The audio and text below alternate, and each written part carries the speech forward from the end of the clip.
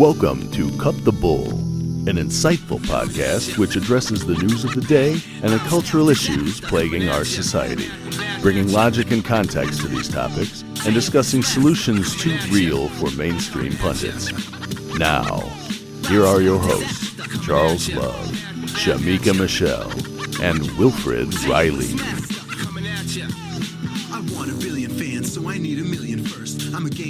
Hello and welcome to Cut the Bull. I am Charles Love alongside my co-hosts, Shamika Michelle and Wilfred Riley. And our guest this week is Leonydus Johnson. He's kind of a jack of all trades, actor, musician, host of the Informed Dissent podcast, writer, speech language pathologist. Leonydus, welcome to the show. Yeah, thank you for having me. I appreciate it. Well, it's good to have you on. We invited you on to talk about your book, Raising Victims, the Pernicious Rise of Critical Race Theory. And of course, you're going to tell us why you wrote the book. We'll get into what it's about, why it's important, the problems you see. But I think I got to start with the subtitle, The Pernicious Rise of Critical Race Theory. I thought we couldn't say that and that wasn't real. Yeah. Well, it doesn't exist in public schools anyway. Like okay. We're not supposed to talk about that aspect.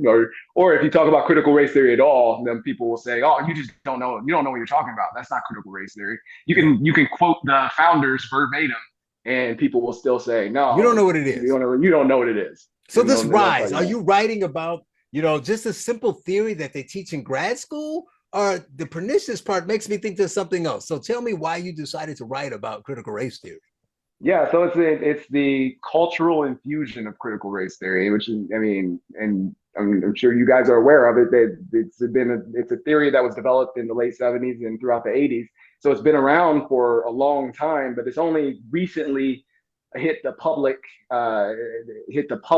consciousness, and people are becoming more and more aware of it.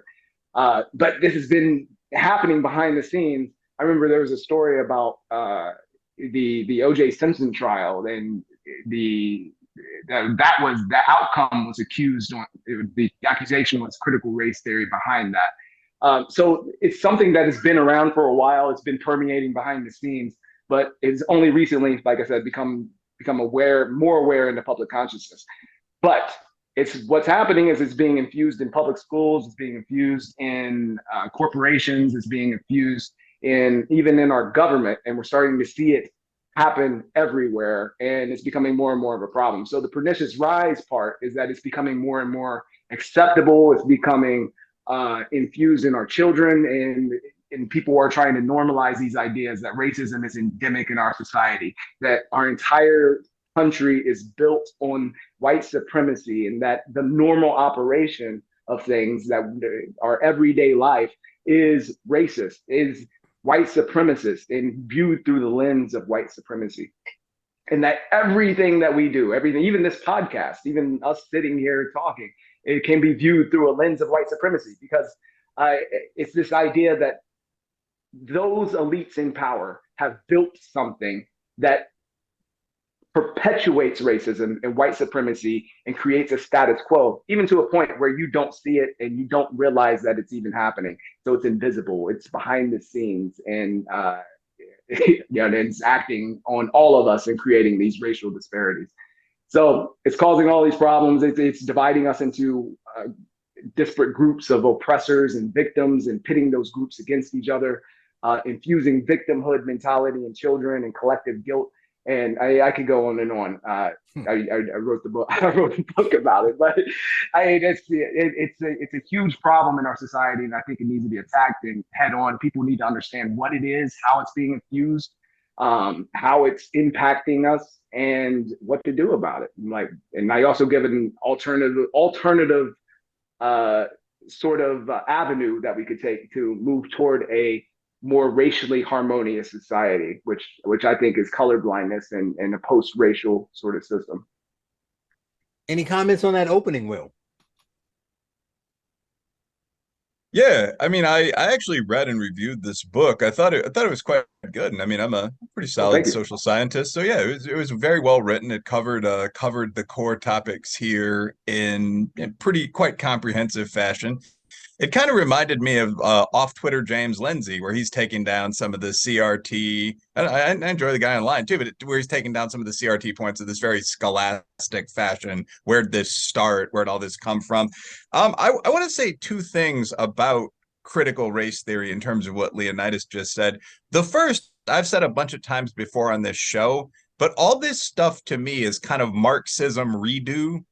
It's kind of a lower IQ version of communism with something subbed in for the rich man as like the final villain at the end of the video game. So like the whole idea of communism, like when you strip away all of the fancy language, is that all of society is a trick. And this goes back on the left even before Marx and Engels. This goes back to like Rousseau. This goes back, I'd say, to a few of the Greeks, but like all of society is a trick set up by the powerful to make everyone else serve the powerful. So like property rights are a trap to make everyone else respect the gains of those that already have GUWAP, that already have property. So it's an interesting argument. You can chop it up, you can debate it. Do the rich have too much? But the point here is that all of this other stuff is just a ripoff of that. So like in critical race theory, they barely mention class at all, by the way. They barely tackle the fact that half of America is what Chris Rock once called broke-ass white people. Just like the dudes you played football with, just like they don't talk about that at all. I mean, so to them, all of society is set up to benefit white people. There's white privilege. The Band-Aids are colored white. You know, if you drink coffee, take it black, to quote Umar. I mean, just all this stuff. So it's just whiteness replaces wealth, blah, blah, blah. But feminism, masculinity replaces wealth. There's an essay literally called, why is it called The Cockpit? You know, queer theory. The society is set up to reflect the hetero norms of mainstream dominant men and the pretty women they like. So they get into like age gaps in relationships. Why do women chase wealthy men? Blah, blah, blah. You know, why is it considered good not to have slept with 170 people as a woman? That the slut walk, so on down the line. And this just goes on and on. Like now there's fat studies. So like society is set up, and I do mean to mock this actually, but like society is set up to benefit healthy, fit warriors. What if I want to weigh 350 pounds? But the point that Leonydus, well, Shamika go off on this one. But the point that Leonydus makes in the book, I think that makes it well, is that this is an unavoidable, you have to fight it. This is an unavoidable deviation away from Dr. King or even Brother Malcolm's civil rights vision. Because what those guys were saying is it's the blank check idea, right? The uncashed receipt. So the Constitution of the United States guarantees people rights like free speech. And the problem is that certain groups, blacks, women, we're probably not as sympathetic here, but Irishmen, certain people, Jews, weren't given those rights. So you want to extend those rights to everyone, and then everyone can fucking talk, excuse the language. And so the free speech right has been granted. And that's it. What the crit would say is that the free speech right itself is the product of evil white supremacy. You have to dismantle free speech. Free speech allows the people that speak English most eloquently to dominate. So you have to replace it with something else. The problem with this, and this is really my last point, is that that's just sort of nonsensical. You can look around the world at democracies, and I think this is where political science comes in handy, right? And you can say, well, do they have reasonably free speech in Ghana or Japan?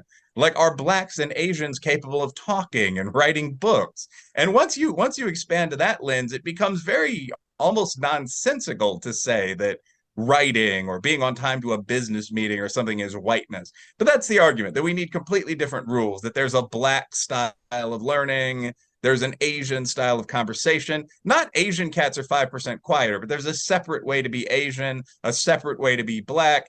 And that, to me, it's the circle turning. It's just genetic racism again, really. Right. It's exactly what it is. It's exactly I mean, I don't want to use the term reverse racism because it's just straight up racism.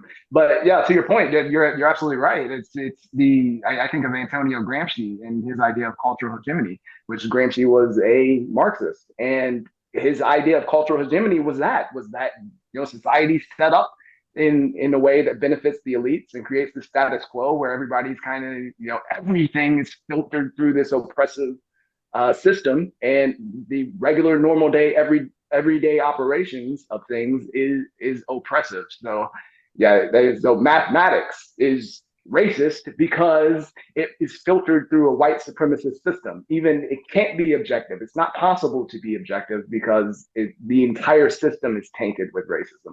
And so to that point, the only solution is cultural revolution. So I was asked before, like, what is the goal? What are the goals of critical race theory activists? And it would have to be that's the logical conclusion. Because if you believe that all of our institutions in society, the very foundation of Western culture is white supremacist, then it can't be teased apart. Then the only solution is to tear it down and rebuild your utopia from the ashes. And that's something Mao said explicitly. Like, listen, like if we want to create a new society, then the old site has to be swept clean. That's straight from Mao and straight from the Chinese Cultural Revolution. And that's what they're emulating. And that's the logical conclusion of this ideology. And that's why people need to recognize how dangerous it is. And if I could say probably last thing for a while, but just a very quick note, people don't understand how deep this goes. So I forget, it was Thomas Sowell, it was one of the OGs on our side that engaged with Derek Bell about this and said, do you really believe this, brother? I mean, do you really believe that everything somehow reflects white people probably intentionally trying to stay in power? What about the Civil Rights Act? What about Brown v. Board? And his response was absolutely yes. Like that was the least they could give up at that time. They wanted to destroy our black schools. I don't want to misquote either man, but it was just absolutely that was done to maintain white supremacy. You know, they now our kids are where they can control them. So you see, it's that two-sided trap, right? So like either the kids are in segregated schools, and even though we're in many cases running them reasonably well, those can never be equal. Okay, now they're in integrated schools. Many of the principals are black. Well, now they're controlled by the white supremacist system. Like everything will always be racist unless you give your revolutionary enemy power. That's how it's done. It's either gentrification or it's white flight. It's just what people think they're seeing is what they're seeing.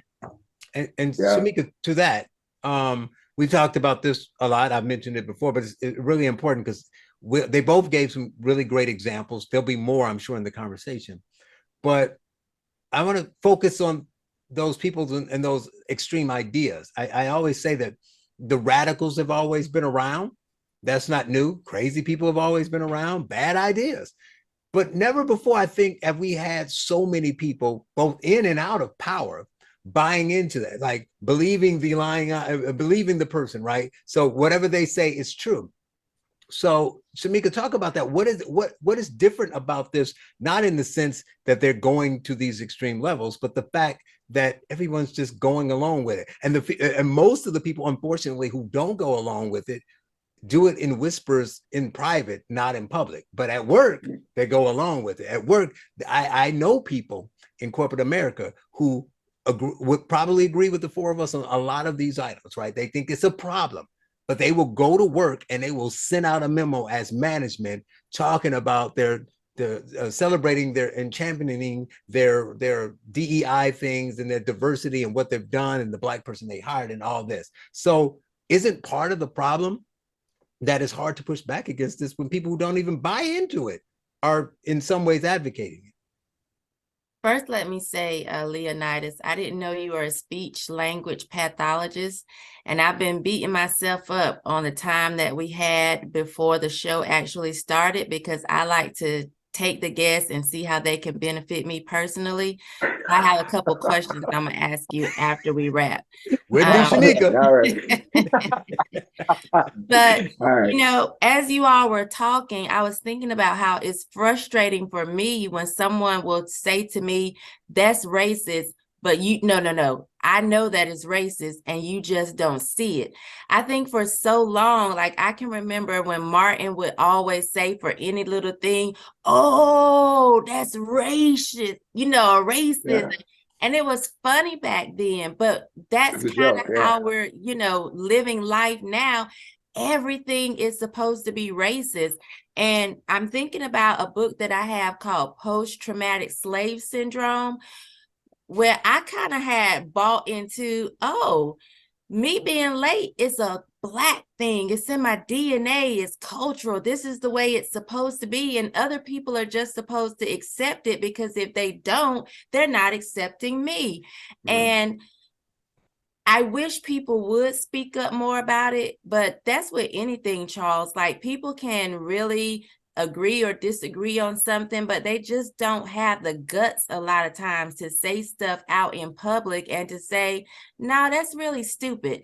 You should be able to get to where you're going on time. And the fact that your skin is brown is not an excuse to not be able to get there. But for a lot of us, we didn't realize how much of an issue this was. Like I said, with Martin, it was funny. And then I thought with post-traumatic slave syndrome, like, oh, this is somebody that has written a book and they've researched this, and, you know, it just is what it is. I'm Black. And, you know, people gotta kind of wake up and understand, like you all were talking about, this is like communism.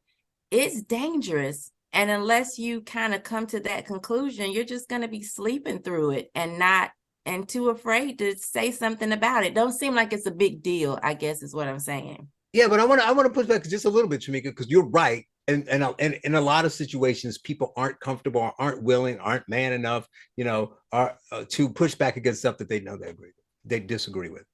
But this is a little extreme. So what I'm saying is, there is a difference between you and I hanging out in the club and seeing one of our friends come in the club with their kid. It was like, well, I just wanted to go. I couldn't find a babysitter, so I'm clubbing, right? There's now, and you may have one of us saying, I'm going over to tell that girl, you know, she should know better. And the other one's like, none of my business, I disagree with. Well, there's a difference between deciding not to speak in that moment and somebody telling you milk is racist. And you say, okay, well, you own a restaurant and you're like, well, you know, a coffee shop, a cafe, and you don't carry milk anymore. I said, why don't you carry milk anymore? Because I was told it was racist, so I pulled it off the shelf. That's a whole different level. People are afraid. People are more bitch than I have ever realized than what I'm seeing right now. They really are. Some of the stuff that's actually passing and flying should not be passing and flying. No one should be wondering whether or not a man could get pregnant, yet they are. Yet they're teaching little boys, you know, you would need a tampon. Well, where is he gonna put it? You know, and so what I'm seeing now just doesn't make sense. So some people not speaking out about what we think is simple and they should be able to say something about, they just aren't. And the tampon, that's a great example. For the tampon to go into the boys' bathroom in a school, you got a school board voting on it. So it's not like there's one person who's afraid to speak up, right? They got a majority. They couldn't find 4 people or 5 or whatever the number out of 9 to say, all right, we're going a little too far. Let's right. This, whatever. Let the people identify what they want, but we know physically they don't need them. So why would we put them in there? This is crazy. This is a whole different level of just, let's just say, and like you say, it goes to, a lot of this is going to younger people. So it's not even the fact that these adults are afraid to say something, good or bad. We can deal with that, but it has ramifications because it's the way that they're talking and acting around kids, what they're putting in the school. So now it goes to what Leonydus wrote about, because I started talking about the subtitle, but the title of the book is Raising Victims. So you have to be, Leonydus, talking about the young kids and the next generation. What is happening down the road is what you're saying, right? Because you're saying all of this madness we're talking about is causing some serious problems with the next generation, right? Right. It's a problem with adults, but it's especially a problem for children to do this to kids. And one of the things I mentioned in the book is the kind of comparison to Munchausen syndrome by proxy, and how devastating that is when you have a parent or a caregiver who basically pretends like a child is sick. And in extreme cases, like Julie Gregory's case, the case I used, the example I used in the book, actually induce sickness in the child in order to give this impression that the child has some kind of disease when they don't. And it's that same thing. You're inducing sickness, and you're teaching kids that they're sick, that there's something wrong with them, or that there's something wrong with the world that they interact with. And then at the same time, you're inducing a mental illness in them. Any psychologist, well, the American Psychology Association is woke now. So, but before, any psychologist worth their salt would have told you that these kind of behaviors and these kind of mentalities are detrimental to anybody's outcome, let alone children. Where you're talking about like hostile attribution bias, which is a mental illness where you basically attribute hostile intentions to benign or at best ambiguous behavior. So somebody laughs near you, or somebody locks their doors. That's a good example. And you automatically attribute that to racism, even though there's no real. Why else would they lock a door, Leonydus? I mean, well, yeah, I mean, that seems no racist other, to me. There can be no other explanation. Not for locking the door around me. No, you better keep that door unlocked until I walk by. But you never, I mean, it could just be a coincidence, right? Like if they just happen to lock their door when you happen to walk by, but or a woman clutches her purse or something. I mean, you know, like things that you hear people say, like, I know I've experienced racism. This woman clutched her purse whenever I got near.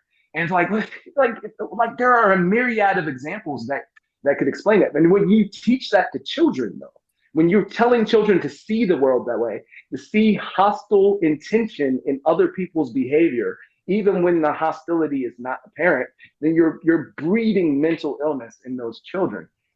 And it's a ridiculous thing to allow adults to do to children, let alone do to other adults. But so that's the sense of it, that raising victims is infusing this stuff into children and creating an entire generation of children who see themselves as collective victims, or on the other side, see themselves as collective oppressors and see themselves, have this sense of collective guilt, which is just as damaging and just as detrimental. So if these ideas take hold in the next generation, and it's not just the race stuff, as you know, Shamika was talking about, it's the gender stuff too, the sexuality stuff that's being pushed on. It's all connected. It all goes together. All of this stuff being pushed on children, and again, dividing them into victims and oppressors, and giving them certain identities, and pushing grievance politics, and teaching them to have this sense of either victimhood or a sense of guilt. It's just extremely detrimental to children, and it's not something any parent should ever accept. And one thing I want to say about your point too is that there are real world consequences for pushing back on this stuff, and I don't think that should be ignored. And I recognize that people are afraid to speak out, but sometimes it's for good reason. People lose their jobs, people have to show up on their doorstep. So there are real things that happen that are understandable why people would be hesitant to push out. And you remember after George Floyd, there was so much animosity. If you didn't post a black square on Instagram, right? Like all this animosity came at white people if they didn't show immediate capitulation to the narrative. And in that case, there was no evidence whatsoever that race had anything to do with what happened. Like, you can feel however you want with what happened to George Floyd, but even to this day, there's no evidence that anything that happened in that situation had anything to do with race. But if you didn't capitulate, if you didn't go along with the narrative and raise your fist and scream Black Lives Matter and post your black square on Instagram, then you were attacked. And I mean, there were people who actually did lose their job for questioning the narrative and things like that. So there are real world consequences. So I understand that, but again, there's strength in numbers, and people have to, they have to think about the consequences of not speaking out, because those are far more detrimental. Will, as our resident social scientist here, I have to ask you a question about feelings, right? We hear a lot about feelings, and a lot of this stuff and that's a very dangerous thing, in the sense that we can't control what people feel, and you don't need evidence for it, right? But if you're writing policy or curriculum based on that, it becomes a problem. I was having a consulting call today with a group from an affluent, majority white school district. And they showed me some really extreme stuff that the school was doing. And they showed me these printouts they were sending around, curriculum they were going to change. And the reason they did it is because they did a poll of the students asking them who felt marginalized. And a larger, this is what was so cool about it. I think somewhere close to 50% of the whites said they felt marginalized, and a much smaller percent of blacks. So it's a small number. No, maybe it was a little bit more, maybe 50% white and 70% black, but of course there were far fewer black people. So in raw numbers, it was like 100 blacks and 1,500 whites. And so they said, see, so that means the black children are marginalized. Therefore, we need to write this whole curriculum based on negating that.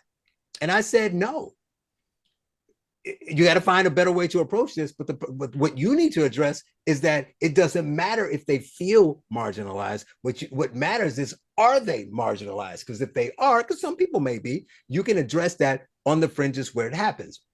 But if you have people who are upper middle class, we all probably know one or two people who are successful and all this stuff, but they talk about we this and we're oppressed and we this, and they believe they're marginalized when it's clear that they're not, then there's a problem, and that's where the disconnect is, and you need to address that.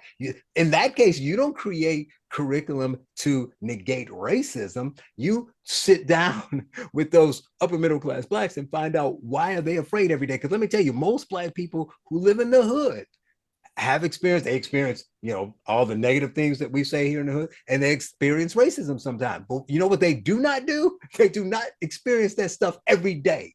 They are not saying every day I got a microaggression. Every day I hear the N-word. They're not saying that. The only people saying that is you fake marginalized people. So that is the issue, not racism. So we'll talk about that and how that leads to the way people write policy or the way they try to educate and change curriculum, and how that can be detrimental. Well, that's quite an intro. And I mean, I think it gets back to the fact that people believe a lot of bullshit that's not true. I think to condense a lot of our findings in political science and psychology. I mean, so I'll say it like this. Every couple of years in one of my classes, I give an experiment.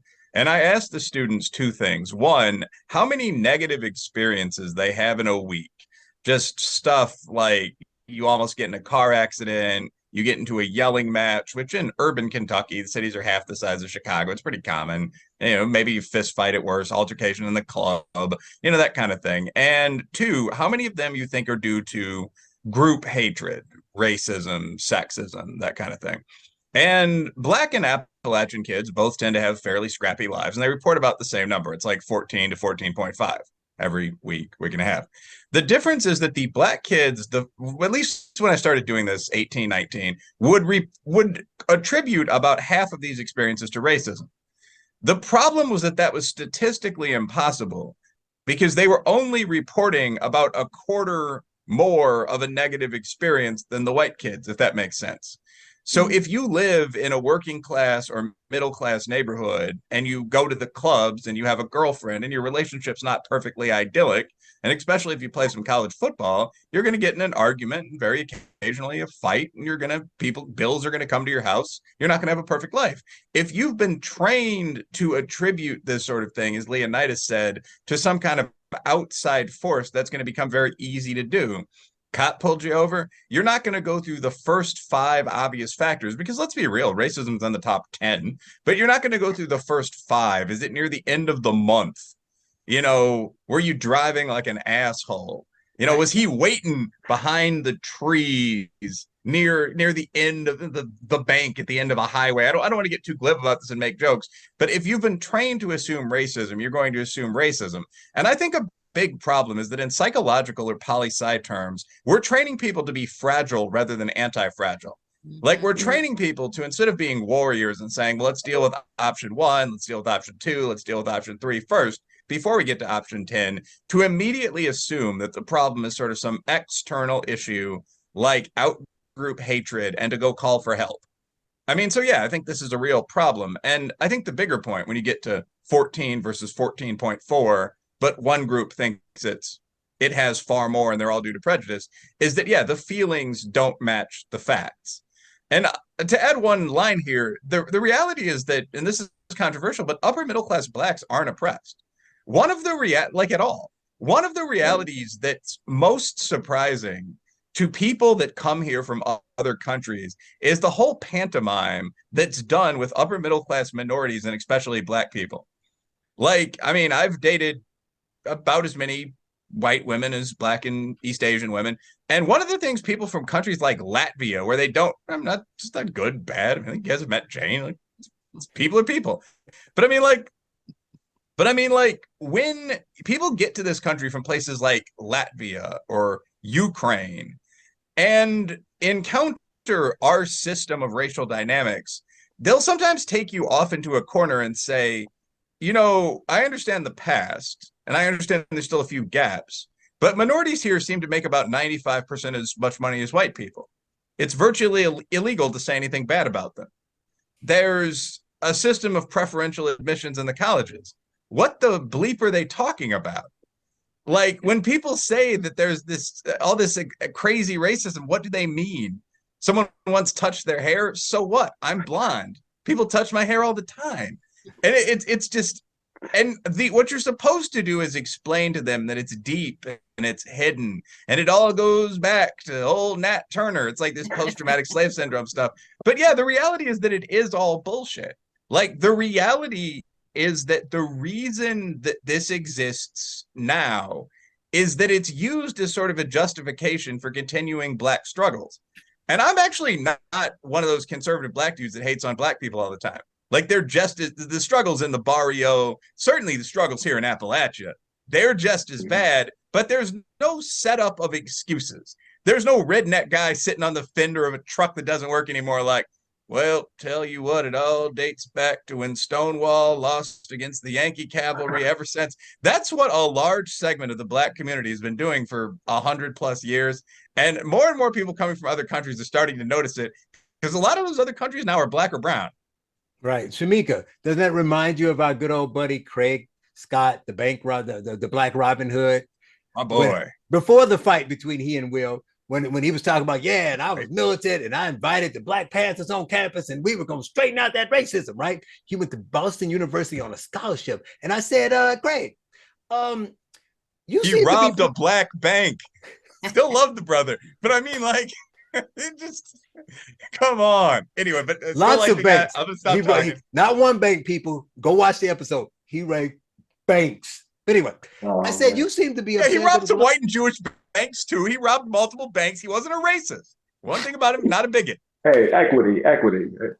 But I asked him, you were so militant, you wanted to get your equality or whatever. How did that measure up with how you were treated, Shamika? What did he say? He was like, yeah, things were pretty good.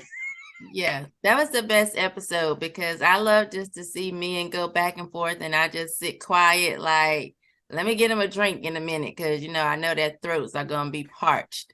You know, that's one of the things, though, that bothers me. And I hate to say in the Black community, but because that's what I'm most familiar with, I have to say in the Black community, is the lack of accountability. I hear so many times people want to just point the finger, the white man, the white man, the white man, especially when it comes to something like, oh, they gave Tyrone 15 years, but, you know, a white person would have gotten less time. And maybe that's true. But guess what? Tyrone wouldn't have gotten any time had he not committed the crime that he committed. And it really irks my nerves. And it's like we're almost trained, even when it comes to religion. Nothing is ever your fault. It's always Satan. No, sometimes it's you. Sometimes you have decided that this is the road you're going to go down, and these are the consequences that comes with that. And so I don't understand why we have such a hard time with accountability. And anytime someone tries to present accountability, they're ridiculed, especially when it comes to if they figure out, you know, maybe I lean right a little bit or my political views, I'm automatically an Aunt Tom or a coon based on accountability. Like if you just take your time and sit and relax and think, she's right. It really has nothing to do with her not liking Black people. And I was thinking about the little hair thing you were talking about.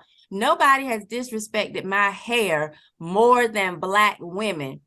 Going back to 4th grade when I was standing in line waiting for my pictures, and I had picked my little curl out before picture day, perfect. And this little girl that didn't have to have a jerry curl took her hands and took my hair forward and then took it back. And now when I look at my 4th grade school picture, it's all out of sorts.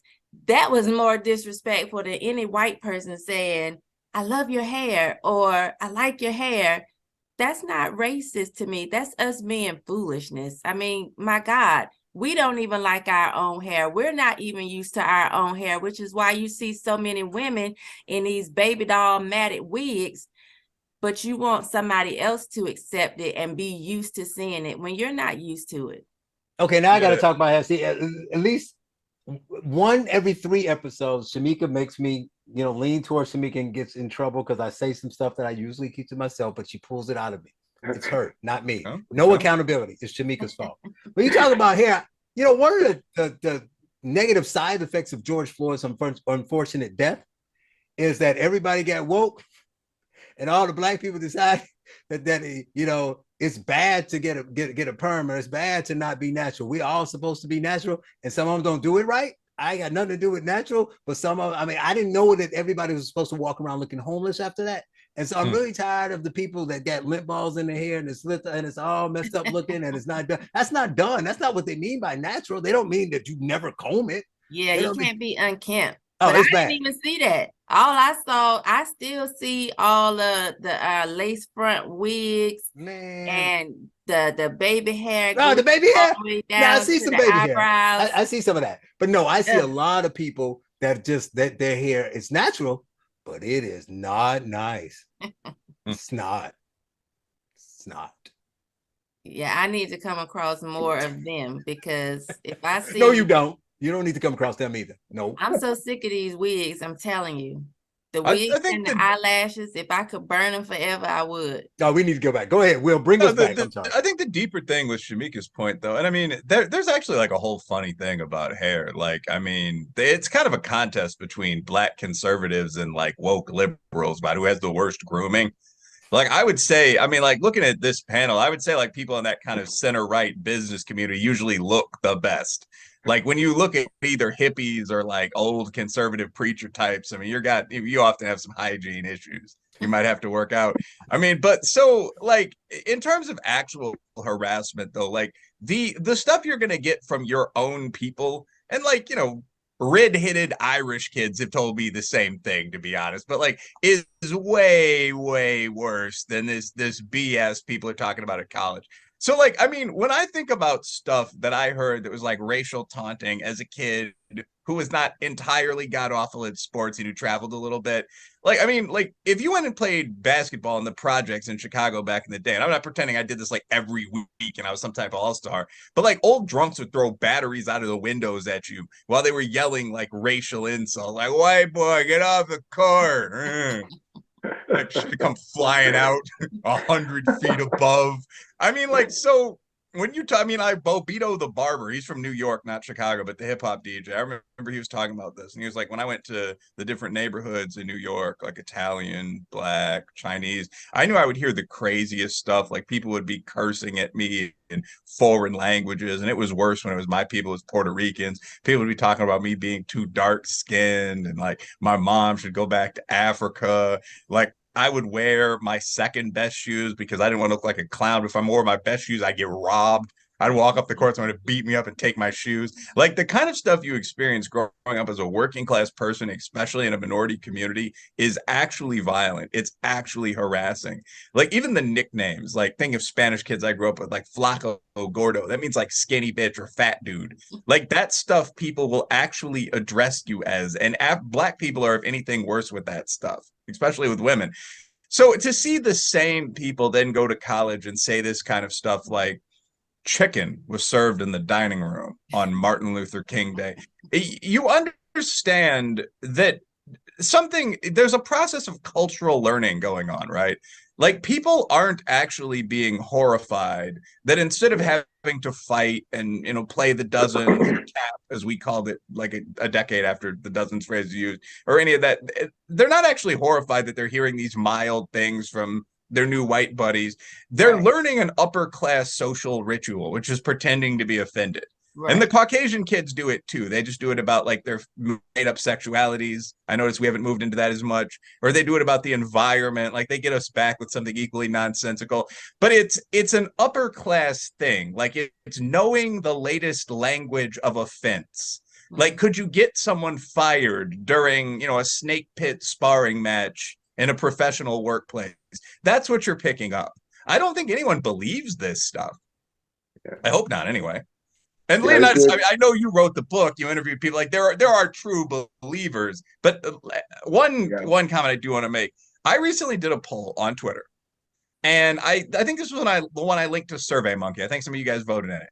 But like tens of thousands of voters. And I just asked this classic trans question for mermaids. Are there some women out there with 9-inch penises?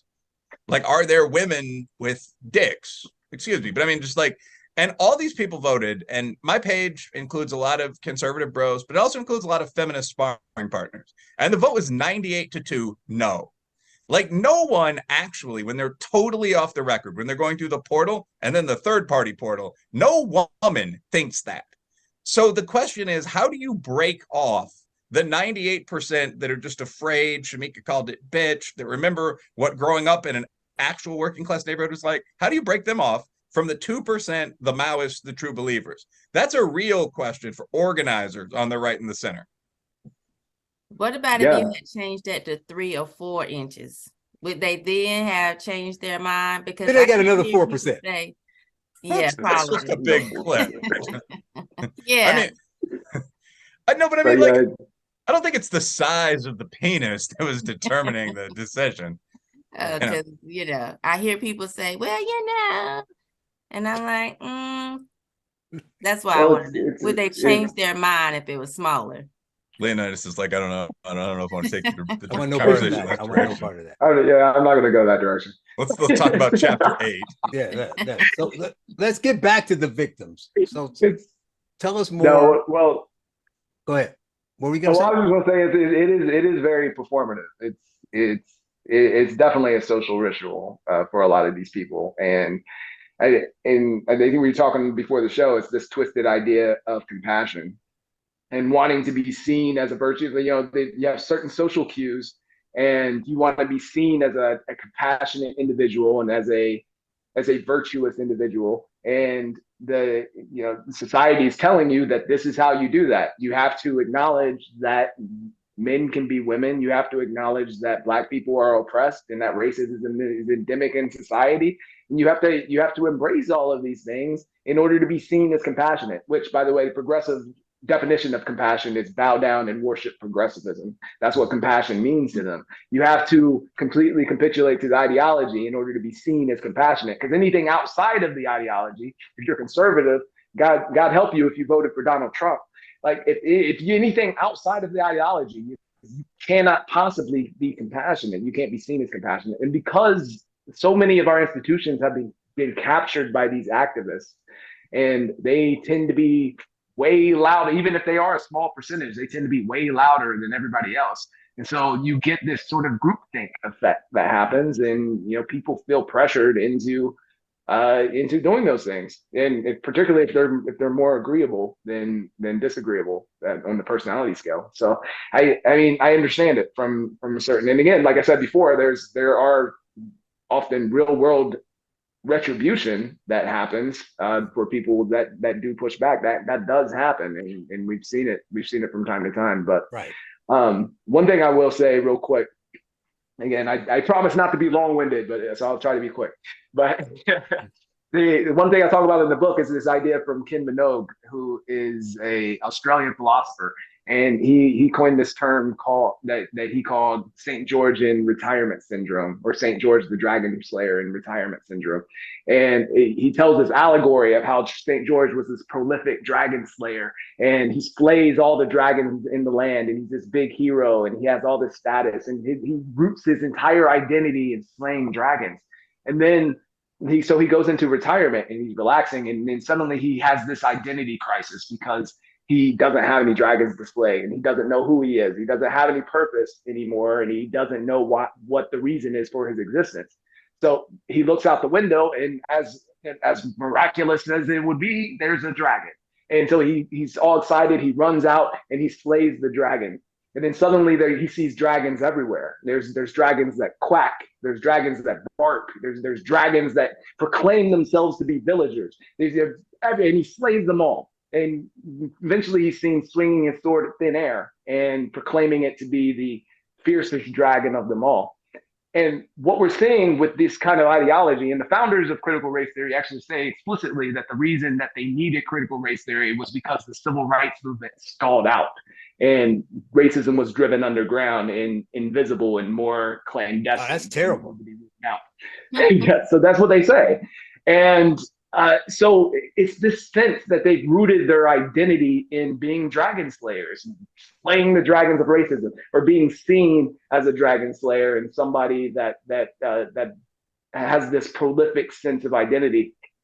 And in order to continue to perpetuate that identity, the only way to do that is to continue to create dragons where they don't exist.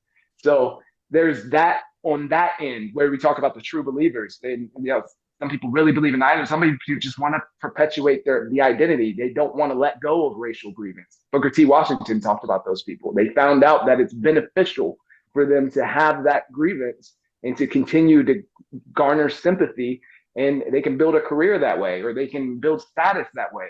They get financial incentives. And so there's a lot of different reasons for it, I think. But I really appreciate that allegory because I think it's fitting. Well, Will, were you going to say something? I was going to ask him a question, but if you look like I actually wasn't going to, but I would say I appreciate I'd never heard the second level of that. So like we've all heard St. George in retirement syndrome, where the guy is, he's slaying the dragons and he's trying to figure out what to do, and he might conceive of some new dragons, or he might chase lizards. I've never heard that he just starts redefining random stuff as dragons and goes outside and starts murdering people. I mean that's really like your line, dragons that bark, is a great line that I might use in a speech. I mean that's really what you're seeing to some extent, right? Where it's like, so 30 seconds. Have you guys heard of the Marcus the Joker saga? No. No. Okay. Like the number 5 or 6 QB recruit this year, if you follow high school and college football, is like Marcus the Joker something short. Mm-hmm. And he's a white guy who's from like a working class area, not racist, black girlfriend, kind of hood dude, single mom.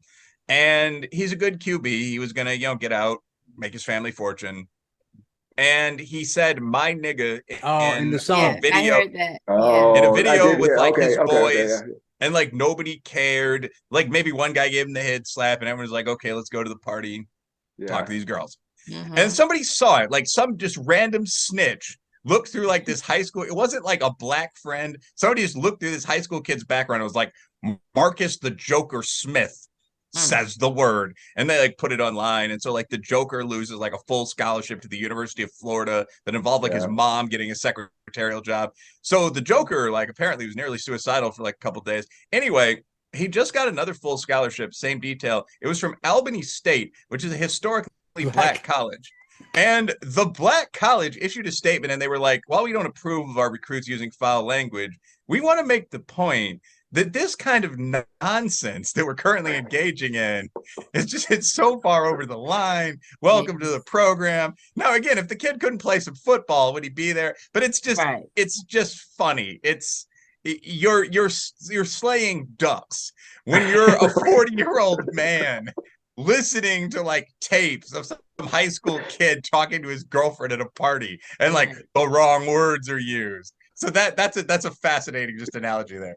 Oh, that is absolutely insane, and great for them. I did not hear the last part. I didn't know the name. But Good yes, for Albany. you I heard that didn't know story. his name. But the Martin. fact that they and not only that they gave him the scholarship, but that they gave him the scholarship. And let me tell you why, because you people are crazy. But Leonydus, you said that at the end of the book, you try to, unlike others, just not just complaining about stuff, give some solutions. And some of your views, people take issue with, right? Because they put you in the box with some of these other people who have a unique, which is not all that unique, but a not very popular in today's times, view on race. So talk about your views on race, how we get out of this by changing the way we look at race. Yeah, I have a somewhat unique view, which is interesting because in my mind, it's the same view that Dr. Martin Luther King had when he gave his I Have a Dream speech, and he talked about judging people by the content of their character and not the color of their skin. And that's really what embodies my philosophy around race, that it's de-emphasized and we see each other as individuals. I'm an individualist politically, and I push back against all forms of collectivism. And this idea that we can know something about somebody based solely on their racial category is, at least to a rational thinking individual, should be something that puts up all kinds of red flags based on the history of people doing that. And it's interesting because critical race theory is supposedly dismantling or aiming to dismantle racist systems without recognizing that they're hyper emphasizing race, and that racist, if there were racist systems, it would be from hyper emphasizing race. And so they're doing it again, like we said at the beginning, is racism attempting to fight racism. So my political viewpoint when it comes to race is that we need to move toward a post-racial society and a sense of color blindness, where skin color is treated as no more consequential to identity as than hair color or eye color. It doesn't mean, a lot of times I get criticism from that because people say, how can you say colorblind? Like, clearly you see color. Like, yeah, obviously we see each other's color. We see differences. Like, that's not what it means. It's a metaphor, like Colin Hughes said a couple of days ago, that it's like saying somebody's warm-hearted or cold-hearted. Like, you don't mean it literally. It's a metaphor that means something else. So colorblindness means that, yeah, I see that we're different. I see that we have individual differences, but I'm not going to make value judgments about you based on those differences. I don't know you. I don't know your content of character. I'm not going to look at you and say, okay, you're white, you have paler skin than I do, therefore I know something about you, and I can make a value judgment about you. And that's what color blindness is at its essence. And it really, honestly, it really shouldn't be controversial, because that, to me, is what Dr. King was embodying in that speech, and what the civil rights movement was all about, and why it accomplished so much. But now we're moving to a point where people are embracing this idea of race essentialism and starting to conflate culture and race, because there are differences between cultures, and and sometimes those differences butt heads. But what happens is people try to take the people who mostly identify with one culture and the people that mostly identify with another culture, and then extrapolate that to other people who happen to share that skin color. So you have white people over here, you have black people over here, and you try to say that, yeah, because some black people adhere to this culture over here, then that's indicative of all black people. And that's obviously a racist mentality. But when it's done in the reverse, when it's done opposite, people don't seem to recognize that it's the exact same behavior. It's the exact same ideology, and it's the exact same, well, actually not even logic, broken logic. So my sense is moving to a world of color blindness and treating skin color as inconsequential, and advancing to a post-racial society. Shamika, your thoughts on that, and why he's wrong and he's going to get in trouble? Well, I think I am racist. I don't think I've really gotten to that whole Martin Luther King thing. For a lot of things I have, but I do have my cutoff, Oh, tell us about the cutoff, Shamika. Let's hear about this things that are uniquely black or white or whatever. Well, Clearly, we know you can't tell a Jewish person, so it's not a Jew thing. So it's not that. It's not a Jew thing. It's white, and whoever falls But into you're that close category. to Jews because you can't tell. But I get what Leonydus is saying, and for the most part, I do agree with him. I don't treat people differently for the most part because of the color of their skin. Like, I like everybody. I like having conversations with everybody. So I do think we have to get rid of some of that black, white, Hispanic. We do have to get rid of that. So when he says that, and I've seen him get a lot of pushback for that. I saw the spaces that were was held. I listened to that Twitter space because people didn't understand what he was saying. And I don't understand how they don't understand it, because it makes sense. You don't want somebody judging you based on every other black person. So why would you just think it's okay to judge some white person because of one experience here or there? And I agree with him. Except, we don't know yet. My bedroom is racist. You know what? Oh, your bedroom. My bedroom is that's racist. What she was trying to say. But it's funny. I wasn't on that Twitter Spaces. This again, you brought it up, but you talk about them not understanding him and challenging him. But I also got a feeling that it got into what Black culture was, and a lot of them people didn't know what that was either. The people who were advocating and fighting for it couldn't really define it. It was like, some mist. Right? They couldn't, they was like, it's there, but I can't tell you what it is. I heard some of the examples through conversations with a few people who were on it, and some things I heard, and I gotta be honest, it was laughable. Well, it's kind of nebulous, right? Because it really depends on how you define the word black and who gets to fall into that category, and whether you're going to define black as being, an FBA, or whether you're going to include immigrants, or whether you're talking about people who are descendants of slavery, or people who came later, or people who identify as black. Rachel Dolezal, like, is she black? Does she count? Does she count? Yeah, so but that part is different. I mean, obviously that's an argument, the lineage argument, and that all that. Set that aside, what I was hearing with people saying, "Oh yeah, but you keep saying that there's no black culture. There's black culture. Okay, well, what's black culture? Black culture is like having swag. Excuse me." Black culture is saying pop, not soda. Well, it depends on where you're from. Black culture is gospel music. So right. There was gospel music before black people there. Yeah, but we kind of twisted it and spin it on his head and make it different. But the foundation was already there. So it was that kind of stuff where they were saying, no, this is what black is. And then people on the West Coast were like, not to me. This is what black is. And people who grew up that were middle class or upper middle class was like, not to me. Right. So it became class issues. Right. It became regional. It became all these other things. Right. And they're trying to that's the say this is black. Yeah, and that's the problem with collective pretty identity. Obviously. Yeah. Oh, go ahead, Will. No, I mean, I think they're just thinking from that. Like, I mean, when we were joking earlier about like the social science stats, like I think there pretty obviously are things. Like, if we've all traveled overseas, it's not hard to recognize an American. As much as we talk trash about one another, like, slightly overweight, little bit muscular, probably got some designer on, talks loud, bright, but a little more unnatural fiber than you see on the Europeans. Like, you can pick them out. It's like quote unquote gaydar. You can pick someone from the USA out probably 95% of the time. With black culture, it's like, what would be black culture? The experience of racism in the past and some ethnic conflict now with the white majority in the USA, African-American vernacular English, like any of us could code switch really easily if we wanted to. I mean, 90% of black men have played some kind of competitive sport, and it's something we tease white buddies about a little bit. Are there some slight physical differences for whatever reason? Like, you could go through a whole bunch of things that would be stereotypically, because they're often accurate, black. Like, and they didn't say any of those things. Well, but I just said them. I mean, if you ask like blah blah blah down that list, like, to a black man, are those things true? Like, of those four, the odds of someone checking none are really low. Like, probability approaches unity 0. Like, nah.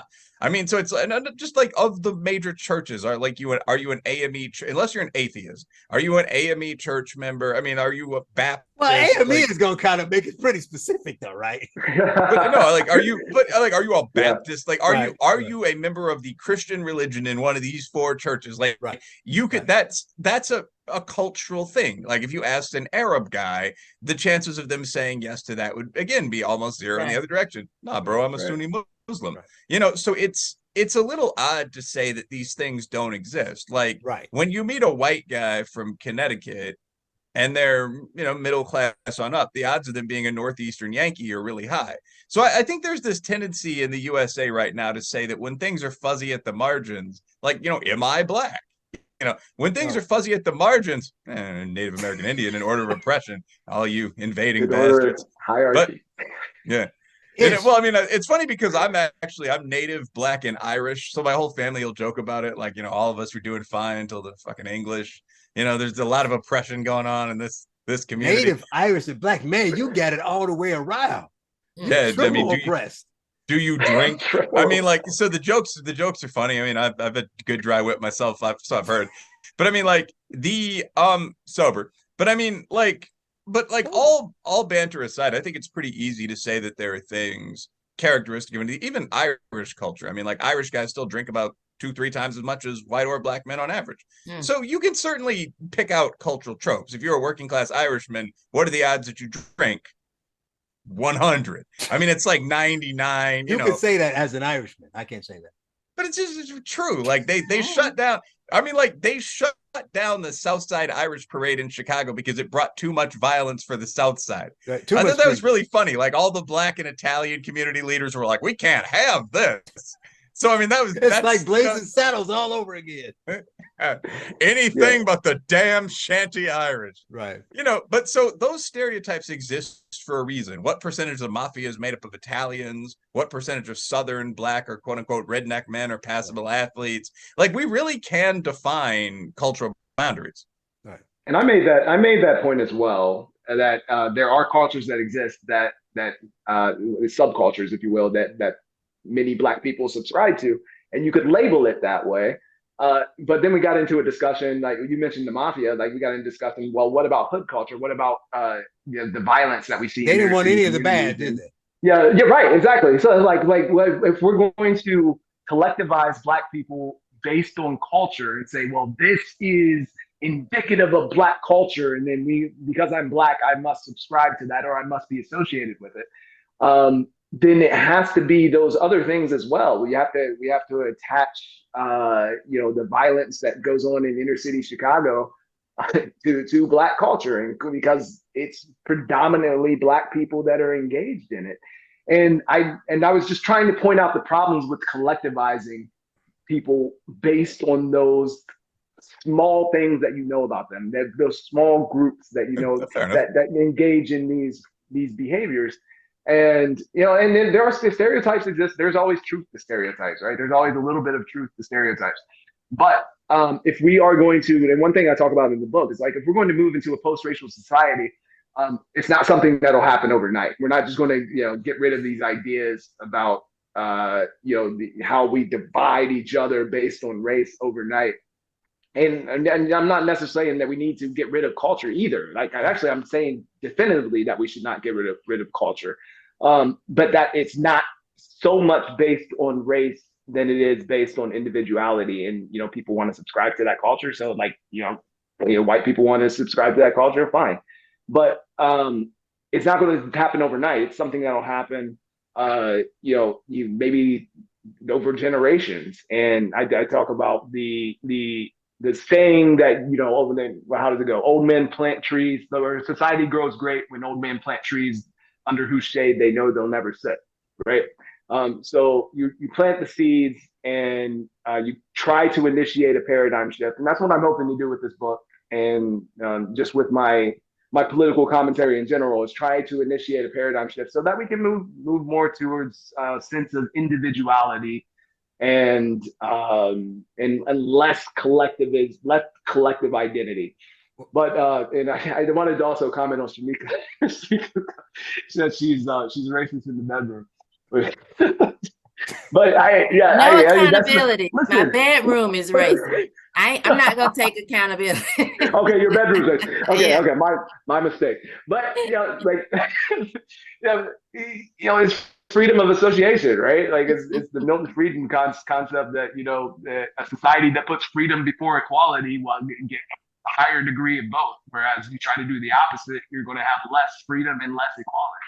So I don't have it. I think we're still on the same page. I don't have a problem with that. Well, I gotta say, it's gonna be, and I've talked to several people who believe like you, Kenny Shu, Camille, Sheena Mason, and I would always say, but what you want is gonna be. I'm not saying you're wrong, but it's gonna be really hard to get. But one thing I will say that may be in your favor is if they go down this rabbit hole further, just put the pedal to the metal and just go full crazy.